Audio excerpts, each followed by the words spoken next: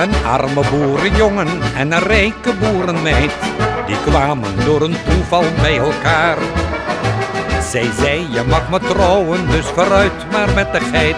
Toen zei de jongen resoluut tot haar: je bent niet mooi, je bent niet slank, maar je hebt, zo je zegt, 2 ton op de bank. Dat is genoeg voor jou en mij.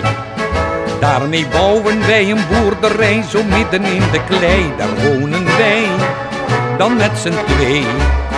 En de varkens en de koeien en de kippen huppelen mee. En is de zaak dan voor elkaar, verwachten wij als alles goed gaat na een jaar de ooievaar. Je bent niet mooi, een beetje stijf, maar je hebt, zo ik zie, een paar handen aan je lijf. En het formaat is groot genoeg om de koeien mee te melken en te werken aan de ploeg. We gaan tezamen dan hand in hand, want wij zijn toch geknipt voor het mooie boerenland. Je bent een meid, echt naar mijn zin, want je bent stoer en bij een boer hoort toch een stevige boerin.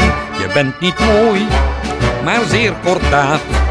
Ik ben zo blij als een kind als je met me trouwen gaat. Je kent geen swing of bebopdans, maar je hebt van alle vrouwen toch bij mij de meeste chance. Je bent en blijft een prachtboerin, maar je wordt, dat staat vast, nooit een schoonheidskoningin. Maar al kom jij nooit in Parijs, krijg jij van mij vooral je andere deugden toch de eerste prijs. Je bent niet mooi, maar toch niet mal. Je ruikt niet naar odeur, maar een beetje naar de stal. Dat vind ik fijn, ja inderdaad.